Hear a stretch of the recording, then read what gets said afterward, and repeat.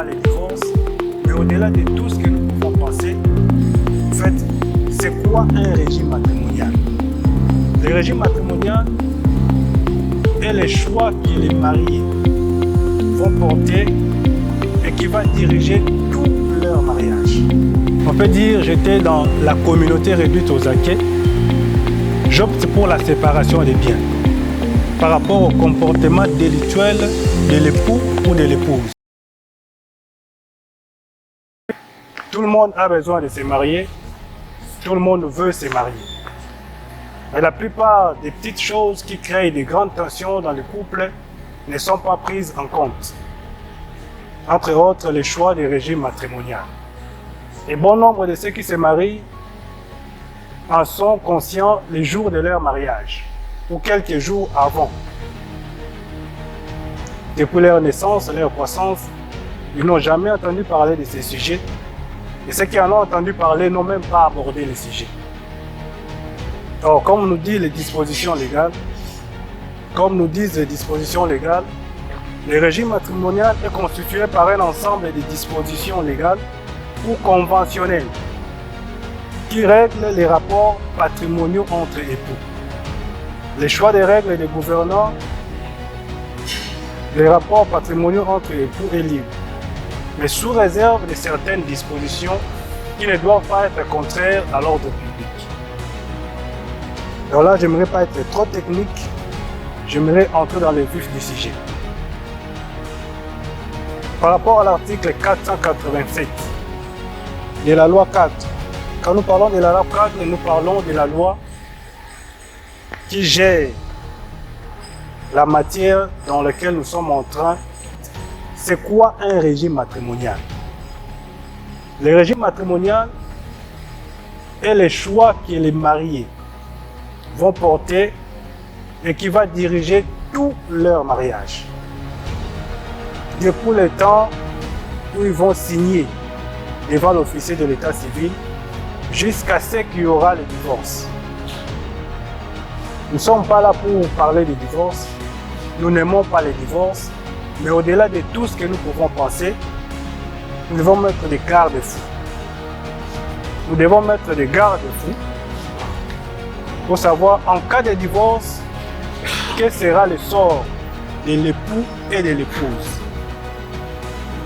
Et par là, nous avons trois catégories de régimes matrimoniaux. La première catégorie, comme dit l'article 487, il s'agit de la séparation des biens. La deuxième catégorie, c'est la communauté réduite aux acquets. Et la troisième catégorie, c'est la communauté universelle. Mais par rapport à la différence, quand nous parlons, selon l'esprit de la loi, selon le législateur, celui qui a fait cette loi, quand nous parlons du régime de la séparation des biens, ça veut dire l'homme vient avec ses biens, la femme aussi apporte ses biens. Ils ne mettent pas en commun. Chacun gère ses biens. Personne ne peut interférer pour juger ou alors pour dire, pour exiger à l'autre comment gérer ses biens. Et lors du divorce, on se rend compte que la loi a exigé que tout le monde rentre avec les biens qui lui appartiennent. Donc par les biens, nous voyons et les biens qui étaient avant le mariage et les biens obtenus ou acquis pendant le mariage. Deuxième régime, c'est la communauté réduite aux acquets. Et la nuance, la différence que nous devons faire là-dedans, c'est que dans la communauté, comme le dit, réduite aux acquets, c'est-à-dire l'époux vient avec ses biens, l'épouse aussi amène ses biens. Mais ce qui sera mis en compte, ce qui sera mis en communauté, ce qui va faire la masse commune des patrimoines, ce sera les biens qui seront obtenus pendant les mariages. C'est là la base même de la communauté réduite aux acquis. C'est-à-dire, comme nous venons de le dire, nous ne souhaitons pas un divorce. Loin de notre esprit, la pensée de divorcer.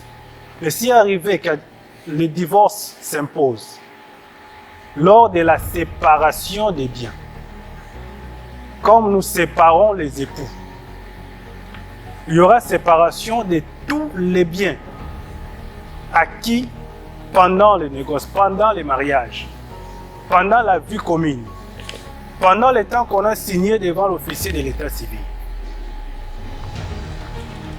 Et tous ces biens-là seront partagés de moitié, soit en nature, soit en espèces. Et le troisième régime, c'est la communauté universelle. Et dans la communauté universelle, la base, c'est quoi? La communauté universelle, comme l'indique le nom, communauté et universelle. Ça veut dire tous les biens acquis avant, pendant les mariages. J'ai bien précisé avant et pendant les mariages.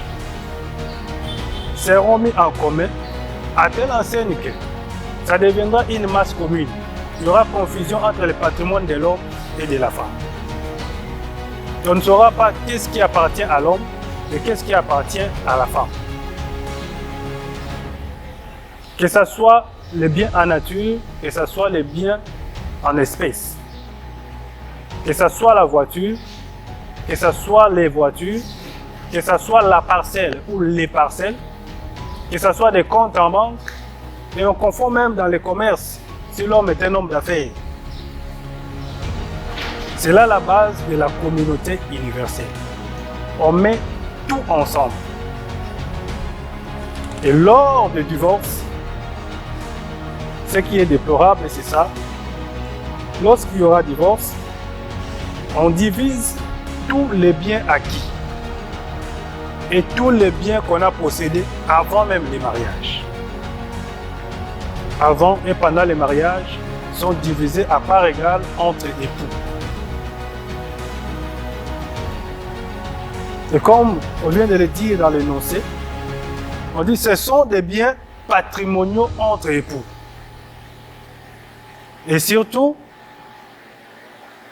on ne peut pas les diviser de manière arbitraire.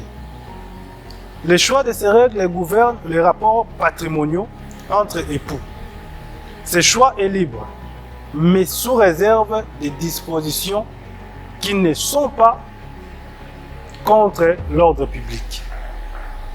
Cela ne veut pas dire, comme nous sommes mariés, je dois faire n'importe quoi, parce que nous sommes dans la communauté universelle. Et j'aimerais donner un nota bene. Nous devons noter que tout au long du mariage, l'époux ou l'épouse a le droit de changer le régime matrimonial une seule fois. Une seule fois pendant tout le temps du mariage. Donc si l'un commence à abuser de sa position, ou si l'une commence à abuser de sa position, c'est peut-être la femme, le mari a le plein droit de réformer, non pas de demander le divorce, mais de réformer le régime matrimonial. On peut dire, j'étais dans la communauté réduite aux acquis, j'opte pour la séparation des biens par rapport au comportement délictuel de l'époux ou de l'épouse. Il faudra motiver la requête devant les juges de paix, soit dans la commune là où le mariage s'est tenu, à côté de chaque commune où chaque ressort a au moins un tribunal de paix, soit devant un autre juge de paix, moyennant justification et de preuves tangibles pourquoi vous voulez changer. On ne peut pas se réveiller d'un bon matin et dire à partir d'aujourd'hui je change mon régime matrimonial. Vous le changez pourquoi? Vous le changez sur base de quelle motivation? Et surtout quand vous le changez, il faut que l'autre soit là. Il faut que la partie entre guillemets adverse soit entendue au préalable par les juges de paix. Est-ce que ce que l'autre allègue est vrai? Il ne faut pas que ça soit de manière unilatérale. La loi est contre la manière unilatérale. Nous ne sommes pas là pour parler de divorce. Nous n'aimons pas les divorces. Mais au-delà de tout ce que nous pouvons penser, en fait, c'est quoi un régime matrimonial? Le régime matrimonial est le choix que les mariés vont porter et qui va diriger tout leur mariage.